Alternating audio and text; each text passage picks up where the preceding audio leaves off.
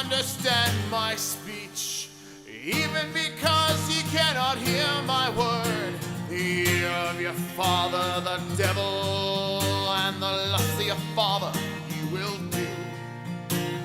He was a murderer from the beginning, and abode not in the truth, because there is no truth in him. When he speaketh the lie, he speaketh of his own, for he is a liar and the father of it. And because I tell you the truth, you believe me not. Which of you convinceth me of sin? Good morning. Welcome to Line by Line Bible Studies. We're continuing in the Gospel of Luke. Come to chapter 16. And one of, I'm going to say my favorite, not exactly my favorite parables, but it's just so instructive on so many levels. And if this is a study you're listening to, I'm very glad you're here to listen to it. Luke 16, verse 1. And he said also unto his disciples, we working good? Okay, we're good. Seems like everything's okay. All right.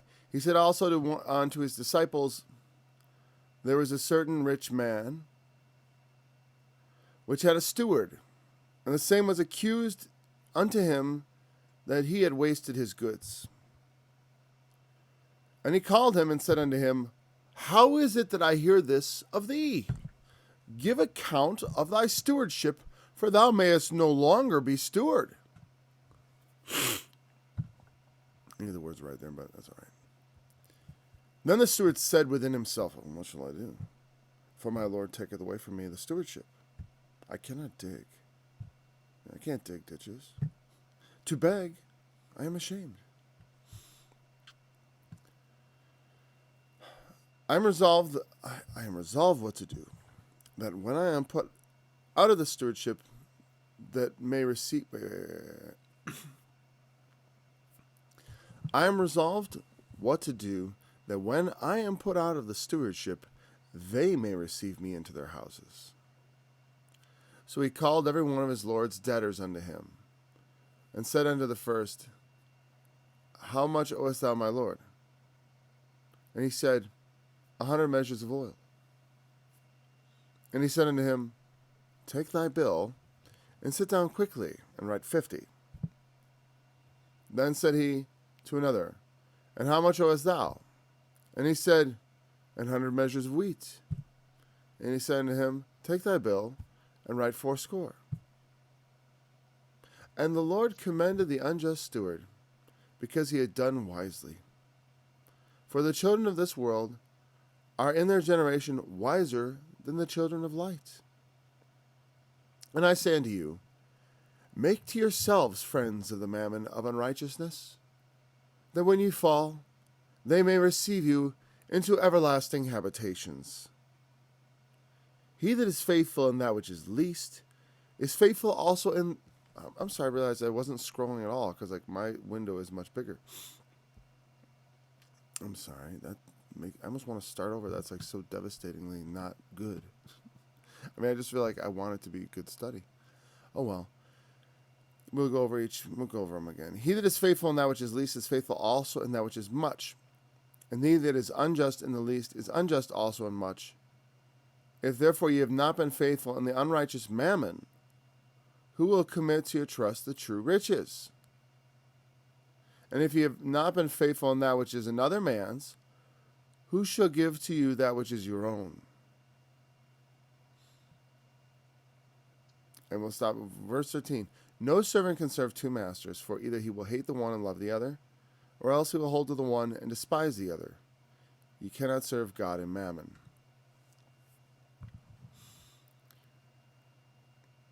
And then, honestly, I'm going to give a couple more verses here. This chapter's all interweaved together. It's okay, we won't forget, but it's over a weekend and stuff that bugs me. And the Pharisees also, who were covetous, heard all these things, and they derided him. And he said unto them, ye are they which justify yourselves before men, But God knoweth your hearts, for that which is highly esteemed among men is an abomination in the sight of God.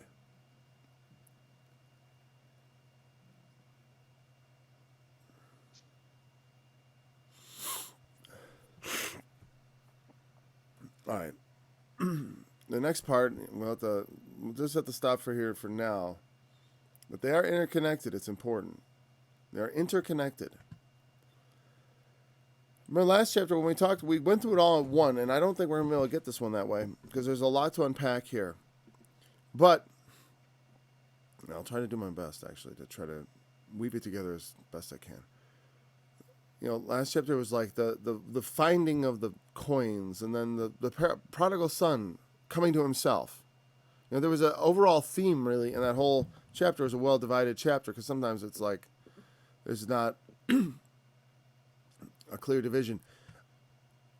And, let's start with the story. Now, in the story, there's a rich guy, and he's got a steward, basically someone who runs his house for him. And the guy gets accused of wasting his goods, right? And he calls the steward to him, and he says, "Hey, I heard you've been wasting my goods. I want to see the accounts."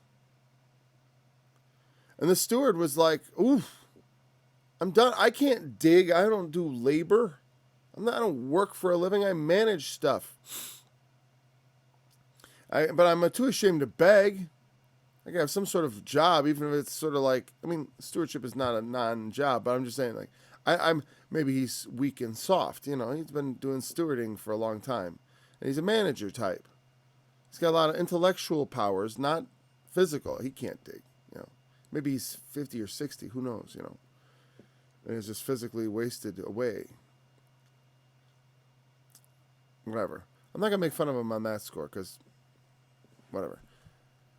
And then he comes up with this resolution of what to do about the situation. He's saying, what I'll do is, when I'm fired, I'll have people who will receive me into their house. Basically, he goes and then he proceeds to write down the debts of all his Lord's debtors. You owe 100, write 50. And then he figures when I show up at their house, they'll be like, "Hey, it's so great to see you." And figure he'd make them all in his debt. They'll all be indebted to me.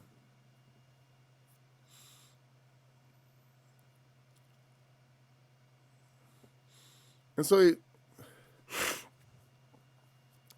now he has done two things. One, he wasted his master's good, and then to cover himself, he further basically wrote down his master's debts, or his master's credits, the debts people owed him. And then all that to basically save himself from having to work, afterwards, figuring he's not going to be able to get a job, or just, it's sort of his insurance policy, right? Okay, and so this happens, and then the funny thing at the end is the Lord commends him. Now, this is a very misunderstood parable for one reason, because Jesus gives a sarcastic remark at the end. And some people can't get it through their minds that Jesus might make a sarcastic remark. Because then he says,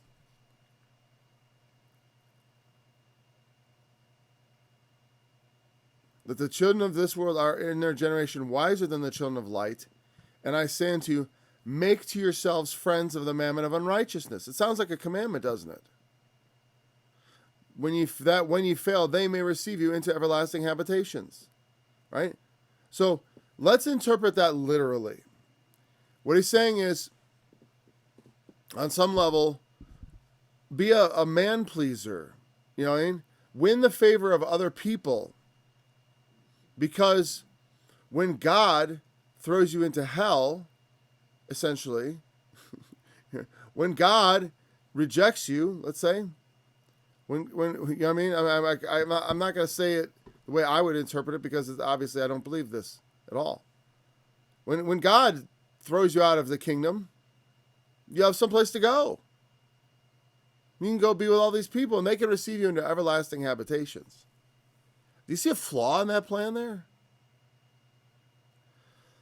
The children of this generation are wiser in their generation. In the world of men, that could be construed as wise. Well, they say crazy like a fox. I mean, it's so crazy it just might work. You know what I mean? It's like a plan that only works in a corrupt world. But the mammon is, God says he says you cannot serve God in mammon. He says it like just right down the road. Well, actually, he says you cannot serve God in mammon. So I gotta shorten this up. It's just, the thing is, it's so nice to be able to see all the text for me. You cannot serve God in mammon. Jesus would never say something like, make yourselves friends of the mammon of unrighteousness. Make yourself friends by doing unrighteous things with money. By like stealing from your employer.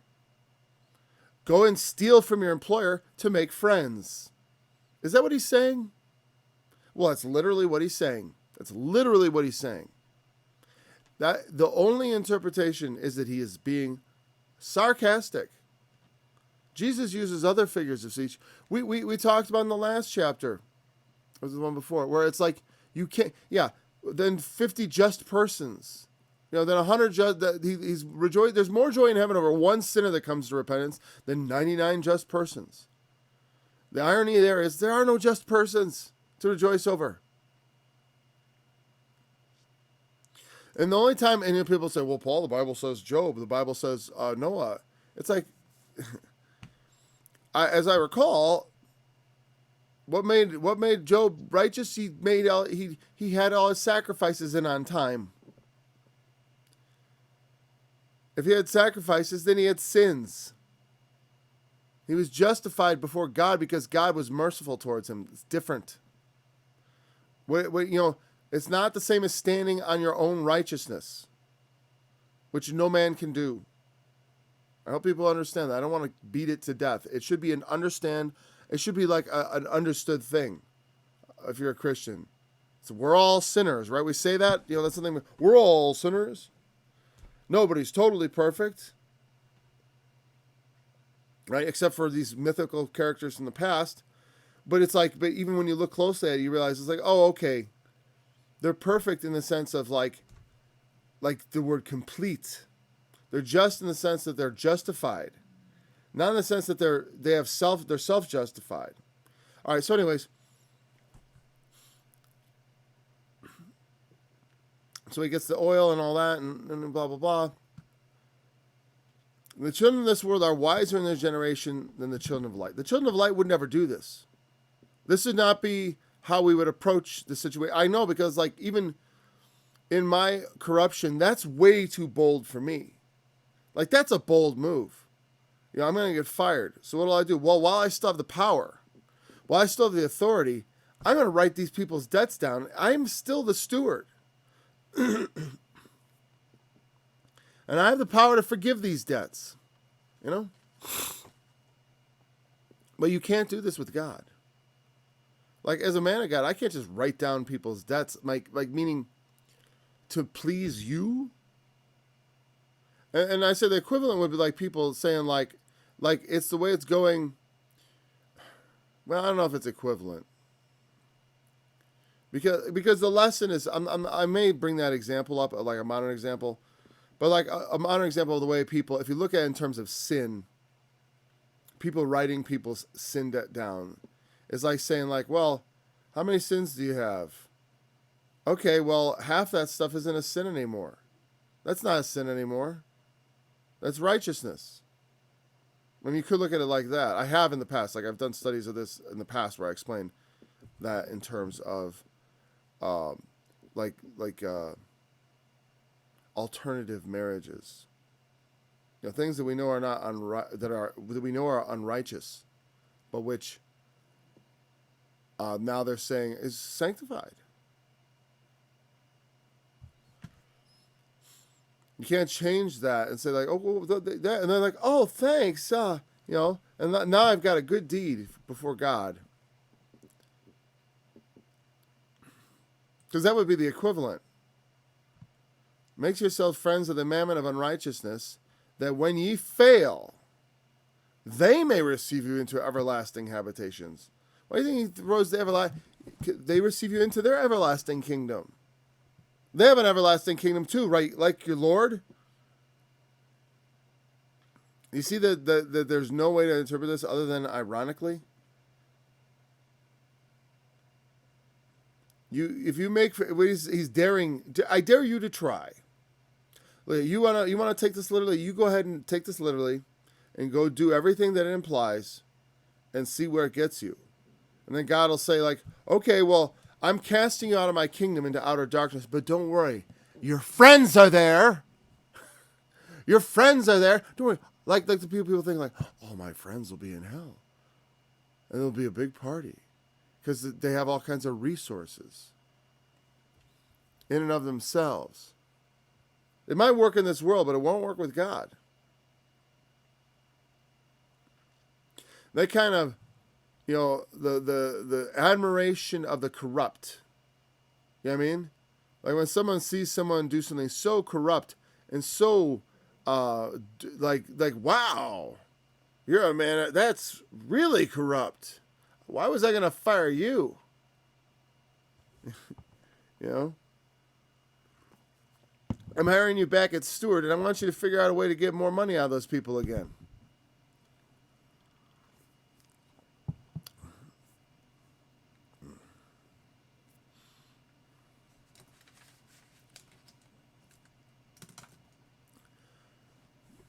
I don't know. But anyways, but he that is faithful, the real lesson he says here, I mean, you think about it. The next thing he says, he that is faithful in that which is least is faithful also in much.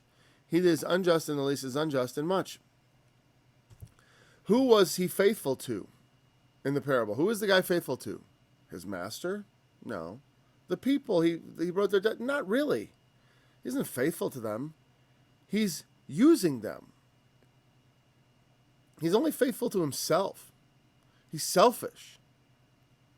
He wasted his master's good in the first place, and then he ripped him off further in order to ingratiate himself to his master's debtors.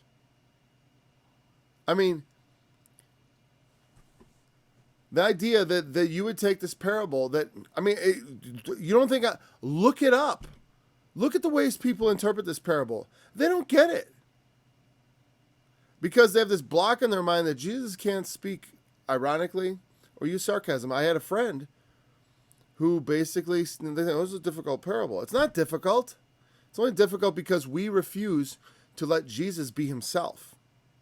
You know what I mean? We refuse to because, no, Jesus would never say that. I know. Why? Because the Bible says so? No, because I think it. This is how I want Jesus to be. He has to say everything literal because I don't want to think. I don't want to think when I study the Bible. I just want to have the information. I just want to dude, you're asking me to think? Who wants to think? And the thing is, everyone, you don't have to be a brilliant person to see this. Of course not. Of course, I know people who are really smart and people who are not really smart. And if they didn't know this was Jesus, they'd understand the right and wrong in this story. You know what I mean? Jesus isn't throwing you some massive curveball in the story, except the fact that if you have this presupposition that Jesus is not allowed to use any kind of figure of speech or a simple thing such as sarcasm or hyperbole. When you use something when you say something so off this should be obvious, especially because he follows it up. He that is faithful in that which is least is faithful also in much. So sometimes I get distracted. As teaching this, I realize I'm getting distracted. I'm getting distracted explaining the parable, what it signifies, without actually getting the good stuff out of it. So I'll make sure we do that. I'm going to sip a...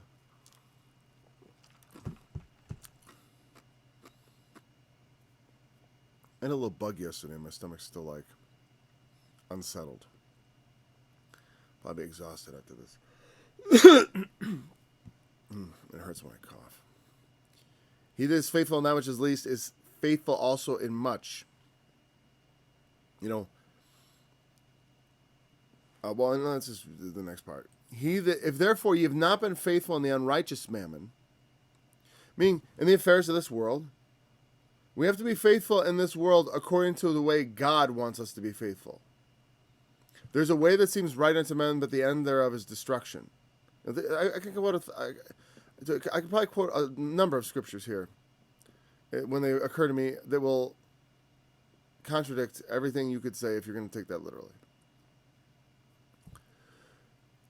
If you've been unfaithful in the unrighteous mammon, if you haven't been faithful in that, who will commit to your trust the true riches? How's God, if you can't be trusted with the affairs of this life, which is the least thing, how can you be trusted with the affairs of the kingdom of God? You know what I mean? If the least things, if we can't be faithful in that which is least, we're not going to be faithful in that which is greater. It's saying, in the world, there are things that work. There's a wisdom in the world. There's a way that seems right unto men.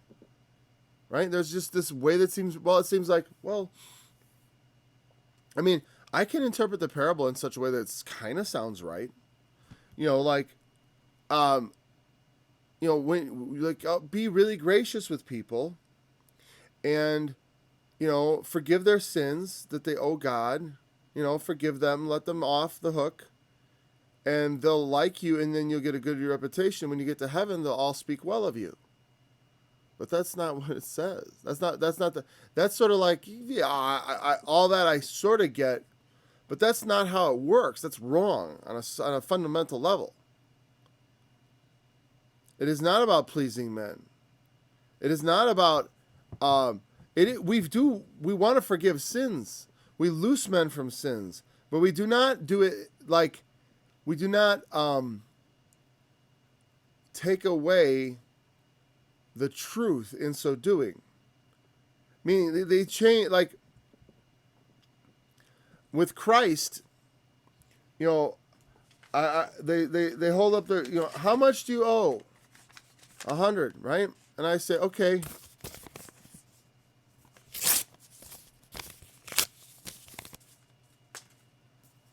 You're free. That's what Christ does. I don't go write 50 for 100. I set you free. Those were all sins. You know what I mean? Like, I'm not saying you didn't owe you owe the master less or anything like that. You're free. You know what I mean? You're free. Now the idea is go and sin no more. He's doing it free where, like I said, like if you're doing that in that sense as being a man pleaser, it's like saying what you do is no longer a sin, as opposed to your sins are forgiven you.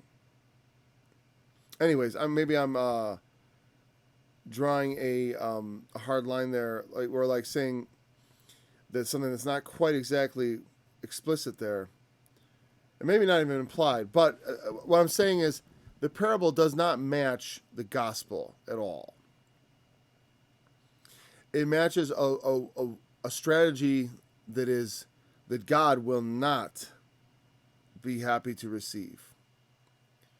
If you waste God's goods, if you if you tell people like, oh no, that's not a sin anymore. That was just like old superstition. It's not sinful to do that. You know, and you bend the moral standards.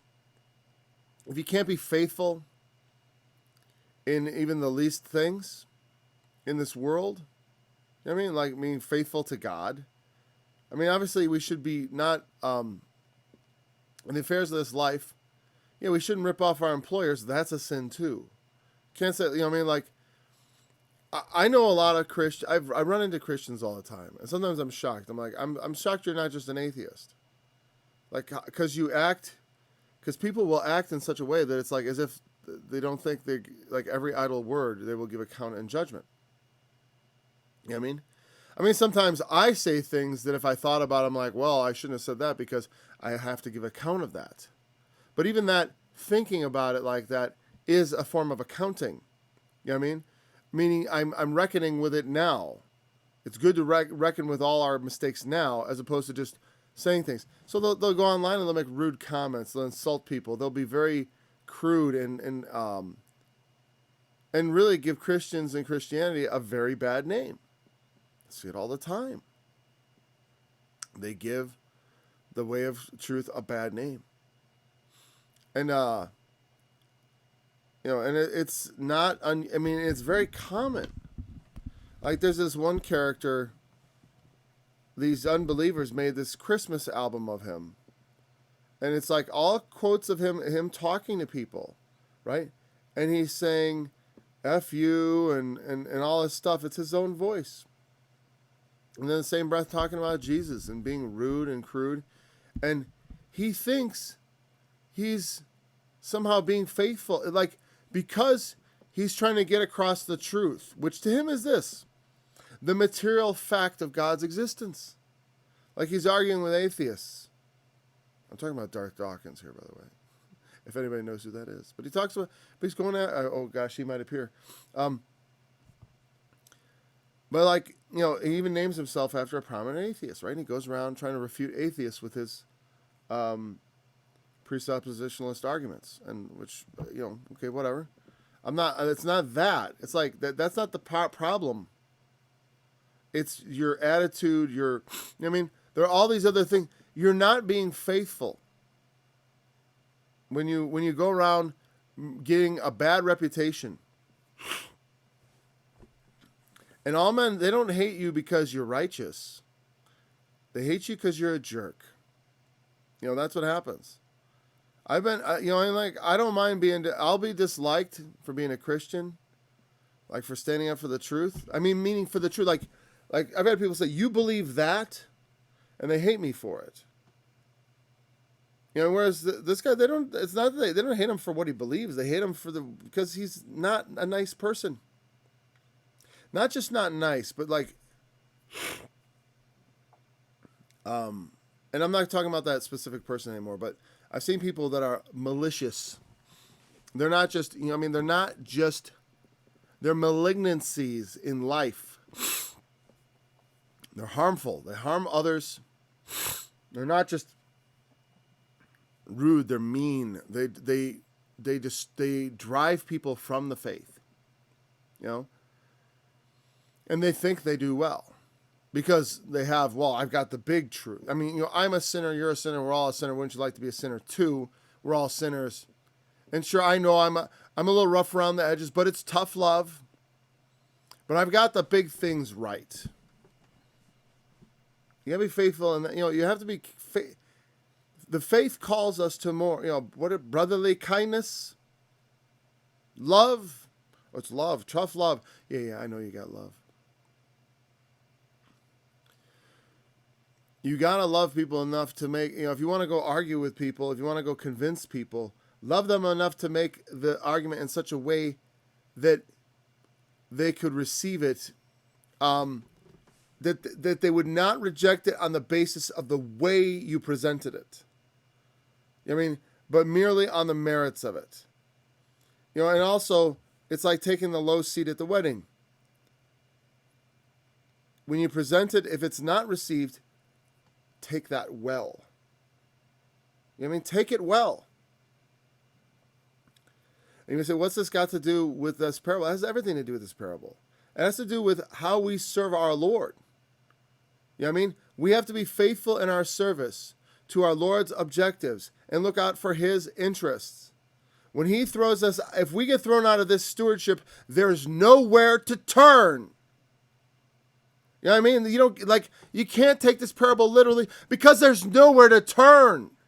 You've got no place to go. So you better be faithful. There's no place to go, no place to run, no place to hide. You do not want to blow this stewardship. You've wasted my goods. There was all kinds of goodwill. Like some other brother had created goodwill with an unbeliever, and then you walk in and just take a bowel movement all over the whole situation. You know what I mean? And your pride, your arrogance. There's so many proud and arrogant Christians. And, you know, I'm not going to say they're not Christians, but it's like, because they wear the label, they might as well be. Maybe they're not going to make it into God's kingdom, but right now they're wearing the same label. They got the same hat on I got on, and so I get judged in the same breath. So I have to deal with all, I cannot tell you how many times I've had to deal with leftover resentment created by Christians when I talk to an unbeliever.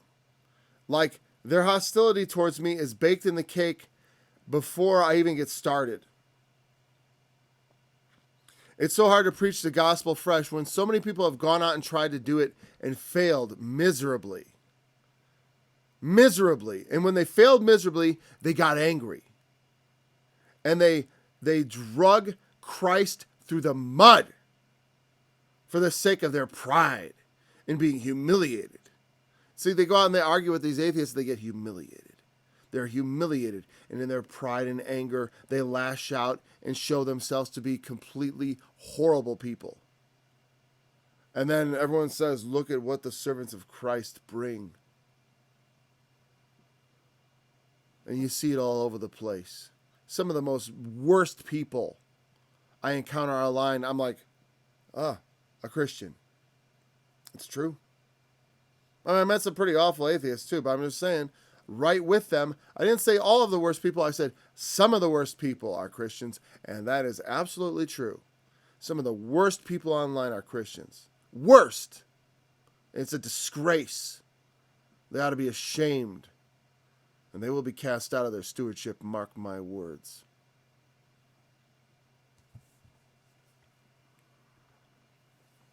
If you can't be faithful in the unrighteous mammon, you know, and there's an unrighteous world out there in which we have to do commerce. You know what I mean? I'm not saying everyone makes mistakes. I've gotten angry.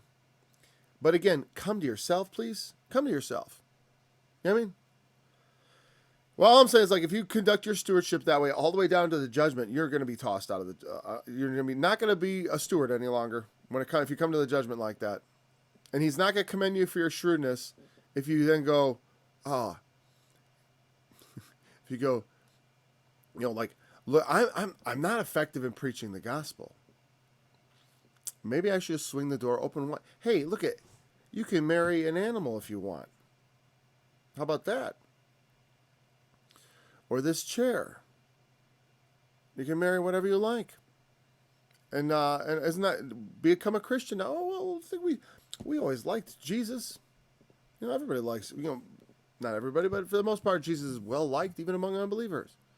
And like, well, you know, to make a social point, we might join church. Yeah, if you'll take us like this, come just as you are. We're changing the rules. I can't be, man pleasing is not being faithful.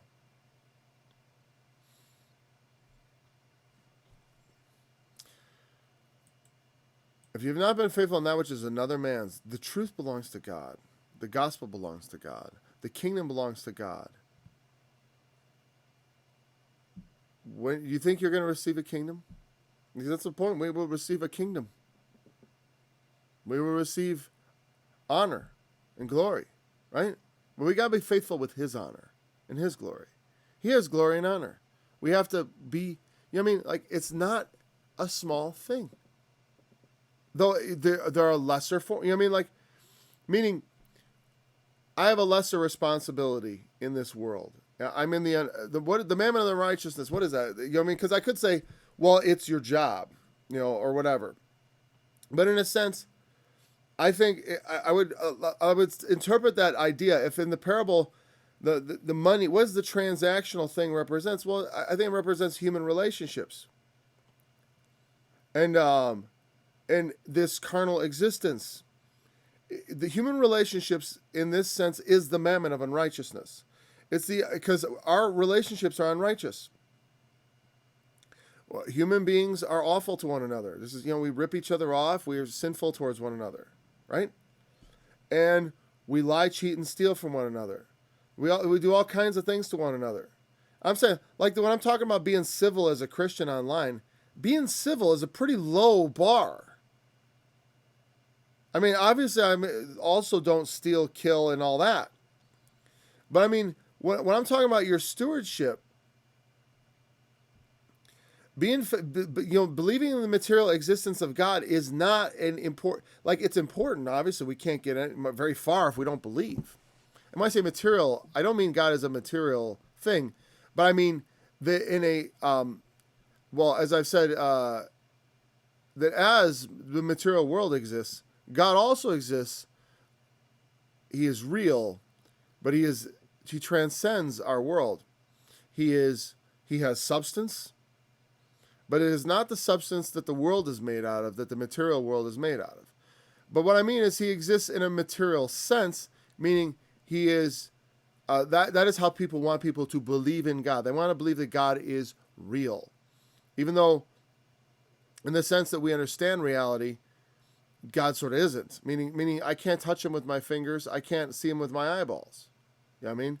And the way we encounter the real world, as we call it real and material, I cannot encounter God. I have to encounter God through other means, through prayer and through him reaching out to me, because he is a person and he exists in other senses than in the material world, in other dimensions of existence, in other substances of reality.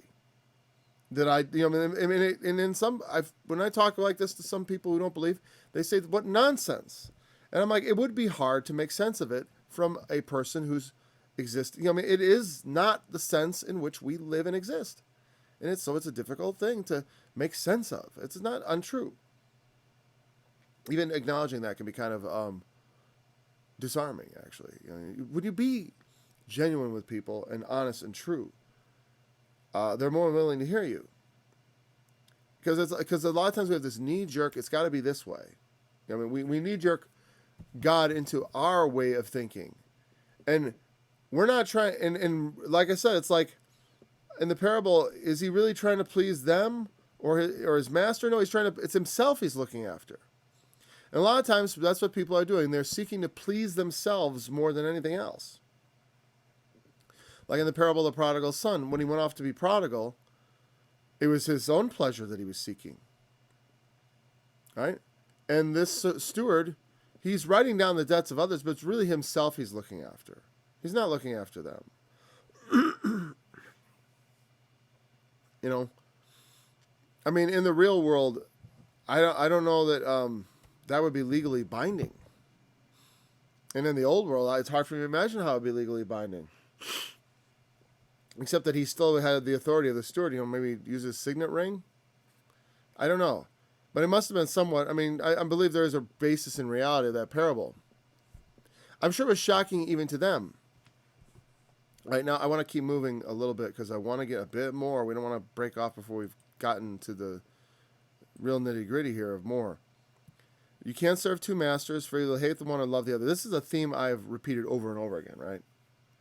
In the Gospel of Luke. You can't serve two masters. But we often do, don't we?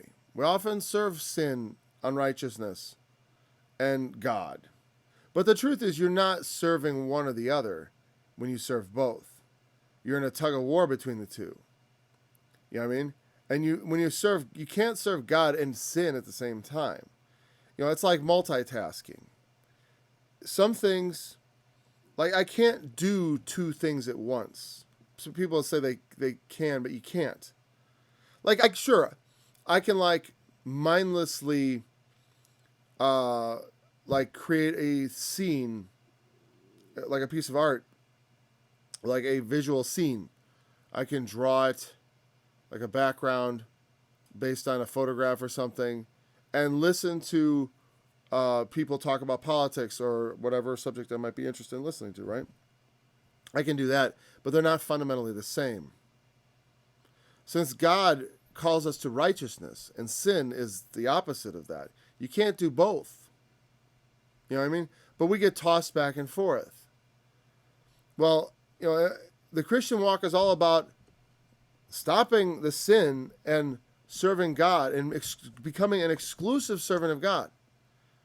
Because what happens is the more you do one, the more you do both. It's like I said about a lot of things. It's almost impossible for anything to be perfectly balanced, especially things that are two diametrically opposed ideas. I mean, sin and righteousness, the idea that you're going to have some perfect balance between the two, you're going to prefer to sin over serve God, or prefer to serve God over serving sin. The more you do one is a revelation of, I'm sort of more into serving sin. The more you do the other, I'm sort of more into serving God. You know what I mean? And the more we serve the one, the more we hate the other. And there can be a cumulative effect. So if we keep serving God, it helps us eliminate sin from our life. That's why it's important for me to do this study all the time. I'd like to increase over time because it helps me in my service. It helps me to become a better servant by serving him more frequently. The more frequently I serve him, the better servant I become. The less I become the servant of sin. The more I hate the sin. Because the more, here I've before I did this hourly, daily thing, I had a Bible study on my website. And they're still there, and there's some audio things I still want to do before I might just shutter that whole, as far as producing any new audio. I would like to turn this into kind of a podcast, but I simply haven't learned how to do that. And plus there's a lot of visual components, so I'm not so sure how that would work. But before I started, I had, hundreds of hours, I used to say, of studies on my page, hundreds. But I mean, at some point here, I'm going to start closing in on 1,000 hours. And then it's going to turn into thousands after a while, all right? All right, so, but I mean, when I had hundreds of hours of teaching under my belt, it was like, and plus the stuff that's not recorded. I mean, I have piles of cassette tapes from my Bible studies going back decades. Well, decades. This took a couple decades. That's probably a decade's worth of studies. Let's say that. That would be a decade's worth of study. That I did a decade's worth of audio. And now I'm doing this. And after a decade, it's going to be in the thousands, right?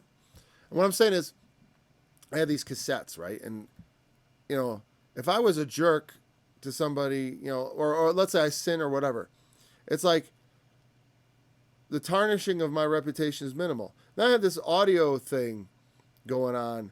And, and when I make a mistake, I've done hundreds of hours of study, and me making a sin or a mistake, it's not good. And then I get 1,000, and I'm doing all this good, and then I sin. And it's like, man, after building all that good up, I'm doing, I'm undermining all my work through a sin. And the more you serve God, the more you hate sin. And I've done all this, or people, or I've given all this, or whatever, all that you put into your service to God, all the passion, all the work, all the I care, all the care and concern and attentiveness you put into serving God, and then, but my point is, it becomes more and more, and you hate it more and more. And the more you sin, and then you're reminded of there's that religious thing. You start to hate yourself, and you kind of resent righteousness. It's like, I'm being called to righteousness, but I'm so sinful. And very often, that is the thing. People don't reject Christ on the facts. Some people do, obviously. But many people, it's just like they want to sin. And the call to righteousness is something they are not interested in. Christian morality, righteousness, holiness, like self-control, especially sexual self-control. For a lot of people, that's a big thing right there. They want to masturbate and fornicate. And that is what makes them kind of hate God. Because they know, what does he care? It's like, I'm glad to see that there are people, even in the secular world, Like I made that video on the guy Jordan Peterson, and he's made arguments of like, well, what do you mean? Why would God care about your masturbation? Well, I suppose it depends on how much of it you're doing and what it's interfering with in your life. Because again, you can't serve two things. You can't serve that and then serve the idea of being a holy man of God or even a great man. I mean, not to any great extent. You can't be like playing with yourself. When I was young, when I discovered that, it was like in the bathroom 3 times a day. All right, and it's gross, right? And people, I mean, it's not really gross, but it's like people. Yeah, I go in the bathroom every day, anyways, to do other gross things, right? I mean, everyone uses the toilet. It is common to man. That's what makes it profane. There's all kinds of profane things people do that are normal, right? But you know what I mean? Like, if you're doing it all the time, it's hard to be much of anything. You know what I mean? Defines your life. You can't have both. You're going to have one or the other. You can't serve God and mammon. Mammon, I believe, is a word that Jesus coined, and I thought it had something to do with some like God of money or of something like that. But it stands not just for money, but for human exchange. It's the affairs of this life. Money is a kind of a currency, right? But there are other kinds of currency. You know what I mean? There is like like they talk about political capital. It has to do with the goodwill that a political leader has when he first gets office, or he does some thing, or he gets like he has a real good outcome, like maybe makes a big peace deal or something like that, right? They make a big peace deal, and they do a big tax cut or something like that, and then they do all this other stuff, and then people are really happy with them, and so then they do something maybe that's not so popular, like try to cut spending in some area that upsets people, or or pass a new regulation that affects people in a negative way. They spend that political capital trying to do, because not all things are going to be well received. Whatever. My point is, there's a certain kind of currency. You have currency interpersonal between people. You build up trust and friendship, and then that allows you to hey, I'm stuck on I'm stuck on the side of the road, and no one in my family can help me. Can you come pick me up? I have friends that I know I've made friends with, and I could, if I was stuck, like currently I got one car, and I got people in my life that can drive that also don't have cars. There's one car in all my extended family right now. There's been auto trouble, right? One car. And I got other people with licenses. My dad's got no car. There's no car. So there's no car except one. So it's like if I needed to, I'd have to call on a friend. But fortunately, I've got that, right? I've got that. I've got a friend. I could call, and if I asked him, I never asked him for anything. That's the thing. Hardly. You know what I mean? Hardly asked him for anything. And if I did, I know he'd do for me. He'd show up. If he could, if he at all could. Right? But I could use too much of that, and then pretty soon I'm in his debt. And maybe we're not so much friends anymore, because I'm always bugging him, always on him. It's like, there's a point at which people are happy to do. But you see, but that thing, like making friends. Isn't that what that parable is about? Making friends. Getting that capital. You see what I'm saying? So mammon does not just represent money. It's personal capital also. Making friends. Having relationships. You got to be faithful to God in your relationships also. There's ways in which you can rip off God in your relationships. You know what I mean? By not, I don't like it that when I first started believing, people were shocked that I was a Christian. I know now, when people find out I'm a Christian, they're not shocked at all. If I start talking about God in the middle of a sentence, nobody's like, whoa, dude, you believe in God? They're like, of course he believes. I suspected it from the beginning. I mean, I don't know what they would think, honestly, but I'm like, no one's ever shocked. Oh, Paul's a Christian fellow? Even if they've never seen my Bible studies. There's nothing to do with that. I mean, people that encounter me in the grocery store. I want them to, when they found out that guy's a Christian, like, of course that's a Christian. That's what I'd expect a Christian to be like. You know what I mean? But the thing is, you consider that 70% of people in this country are Christians. But 70% of the people I meet are not, like, obviously Christian. I've met a lot of people where I'm like, oh, he's a Christian. Huh, didn't expect that. You know why? Because they're serving mammon too much. They're living unrighteously. You know, like serving mammon might be, and it's not necessarily making friends. It could be not being a friendly, oddly enough, because like making friends through unrighteousness is one thing. You know, like making friends through being shrewd, making friends through corrupt interests. You know, it's like let's say I have, I'm trying to think of something like, well, let's say I make a friend and it's all about sports. We watch sports and we drink together. That's something people do, right? We drink beer and watch football and we talk about football and all. It's like, and he becomes my big pal, but it's like, that friendship is not very useful to me. So he's not going to be able to receive me in any kind of everlasting habitation. But it's also the way in which we incur debts in our life. Also, it is a kind of mammon. It's a kind of irresponsibility. You know what I mean? It's a form of being irresponsible. We can either make friends corruptly, or we can, you know what I mean, spend our credit in the world foolishly. Like the way he at first wasted his master's goods. You know what I mean? Like, I can go around wasting my life and wasting my master's goods by being a corrupt and not corrupt so much as like being like being a person where people are like, what a mean, awful person. And then let's say they're not believers and they find out he's a Christian. It's like, of course, every Christian I meet is like that. They're terrible people. Arrogant, condescending, proud, and having all the qualities that shouldn't be part of being a Christian, but having me exemplify it. And they're like, that's what it means to be a Christian, that guy. You know what I mean? That guy's a Christian. You know? I try to be in such a way that people know I'm a Christian, you know?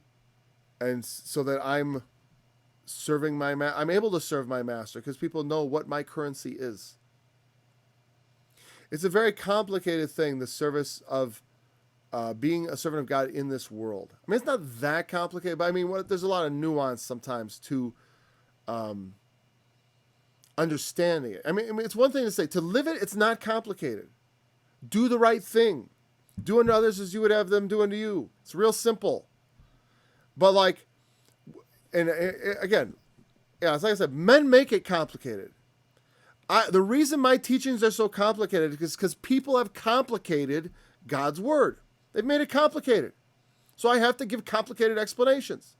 You know why? Because it's simple to do unto others as they would do unto you. But people say, well, what's most paramount is you believe God exists.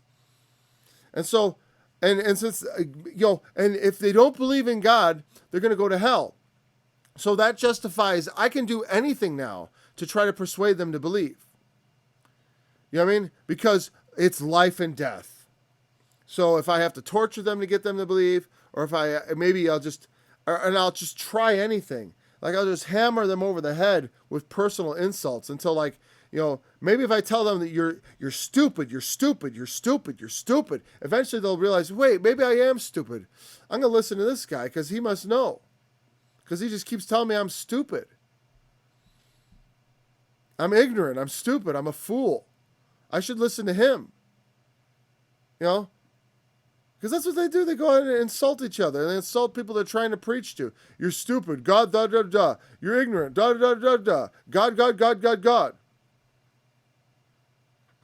You're mismanaging the master's money. And it's the same thing when we make friends of the mammon of unrighteousness. You know, it's like, I got my drinking buddies. It's like, hey, ever tell you about Jesus? Oh, man, not right now. We're enjoying the game. You know? They're not interested in you in that way. You know what I mean? It's like they want to be your friend on some other level. You know? Friendships in the world are not forbidden by any means. It's good to be friendly. But we want to be faithful to our master in all our dealings with men and all our exchanges in the world, in the mammon of this life, because it is all passing away. It's all vain. But there are, if you want to receive, make friends using your master's goods rightly, and then you can enter together into God's kingdom. That's not what he's saying, but that's my, it's like, be a good steward. And the Pharisees who were covetous heard all these things. They derided him. They heard that was their reaction. They derided him. I wonder what that word is in Greek real quick. All right, wait. Browse internet. It's so complicated just to bring this up. Oh. Okay. They derided. I know I can use derided in a sentence, but I'm just curious what the Greek word is. I'm glad they at least keep these in the same paragraph. They derided him. Boy, I can't remember. Epithumeo? I literally cannot read that. My eyes are just not. I don't know. Probably need a new pair of contacts. Oh, no. Ekmuk. Whatever. It's that word. I'm not going to even try to pronounce that. There is a phonetic like ekmuk teridzo. Teridzo. I think the I is pronounced E in Greek. In a lot of languages it is. And A's are, you got, the phonetics are different. I know I's are usually not pronounced I in any language other than English. Imperfect by turning up the nose to sneer, scoff at. They sneer, scoff. Okay, whatever. To blow means, I like this. It means to blow the nose. Properly means to turn the nose up. Interesting. So you learned a little something there. That's interesting. That word literally has the idea of the nose. To blow.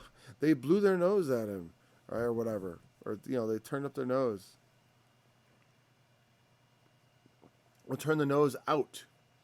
To blow the nose. It means to blow the nose. And that, like today, we would have the idea of turn our nose up. Or turn the nose out. Properly turn the nose out. Meaning you turn out by evacuating the nose. Now we say, I realize this is what happened. Here's what happened. That's an old idiom, right?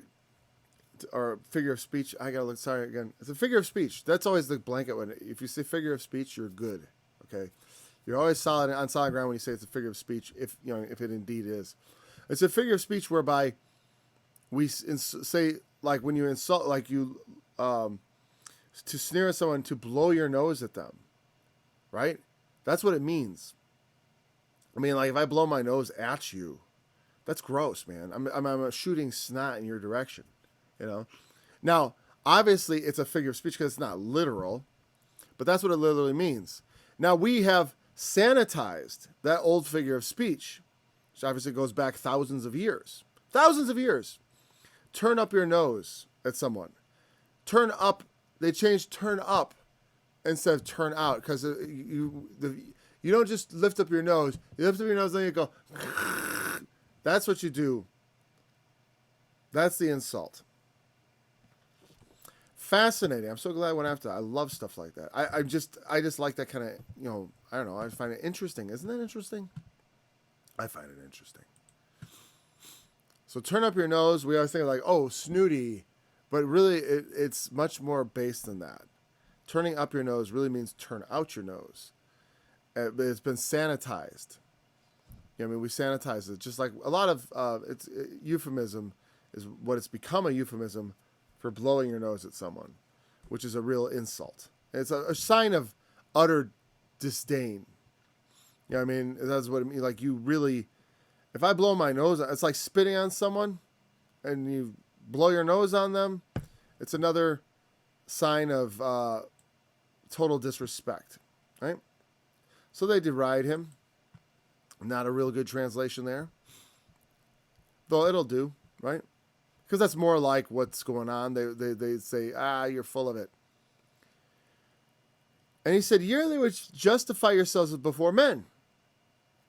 And they didn't like this parable because they understood what a lot of people today don't, which is what the parable was about: covetousness and justifying yourself in the sight of men.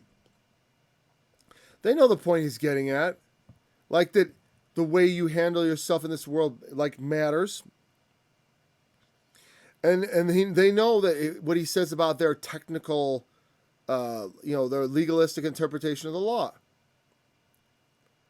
But God knows your hearts, for that which is highly esteemed among men is abomination in the sight of God. That is so important to interpreting the parable.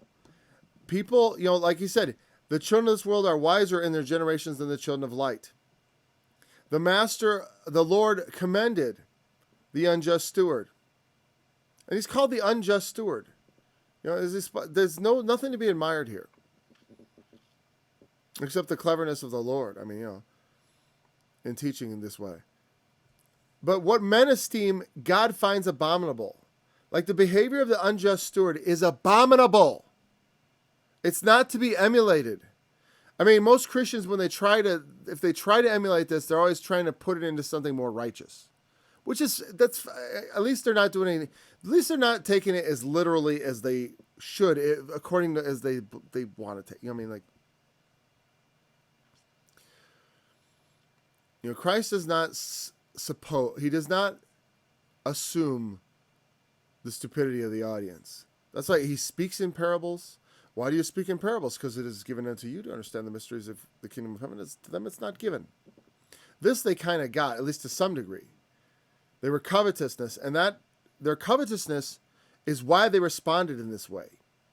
Because they were covetous. And they knew, because he had said you can't serve God. They might be specifically, this is a real bad break here. You cannot serve God and mammon.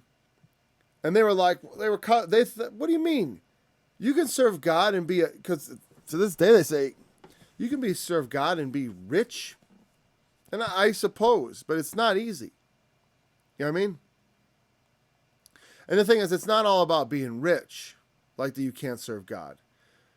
You know what I mean? But the things that make one rich in the world, it's hard to do all that and still serve God. And it's hard because it takes so much effort to become rich that there's no way you can get rich and serve God at the same time. You won't. Unless it's like you win the lottery or something, I guess, and then but you can't, notice it doesn't say you can't have money and serve God. You can have money and serve God. You can't serve God, and the verb serves both objects. You cannot serve God and you cannot serve mammon. You can't serve both. And the idea is service. And I said you can't multitask. I can't do two mentally engaging tasks at the same time. Like I can't do long division and balance my checkbook at the same time. Not at the same moment. You cannot do that, and you can't do it with God either.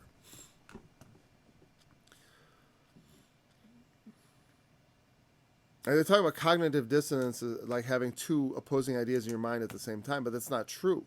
You don't really do that. What it is you kind of ignore one of the ideas, the contradictory ones. Or the contradiction itself, it's a state of not being engaged with either idea, oftentimes also. You can't truly engage with something and something else.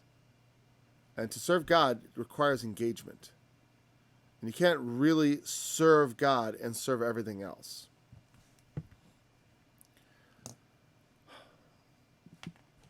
And he said unto them, and again, it goes beyond just the money. I don't want you to think only in terms of money. As you work your job, you can be serving God by not engaging in your job in a mammonistic way. Let's say, I just make that up, right? In a way that's like mammon-oriented. By neglect, like while I'm doing my business, I have to conduct myself as a Christian. I'm not necessarily preaching the gospel, but I'm with my actions and my gracious attitude, with my humility, with my attentiveness to the task at hand. I show myself, like if I'm working for a client, a worthy contractor. I want to show myself to be competent, good, hardworking, reliable, trustworthy, all those things. And in that way, I do serve God. I serve God in my reliability, my trustworthiness, my honesty. By being all that in business, I can serve God in business, at least to the degree that I'm not undermining my general service to God. But even if I'm doing everything right, if I do nothing, if I'm just obsessed with business, it can be too much. I need to take time for the Lord also. But a man, you can do a lot of things outwardly in terms of work and still have the Lord in your heart. You know what I mean?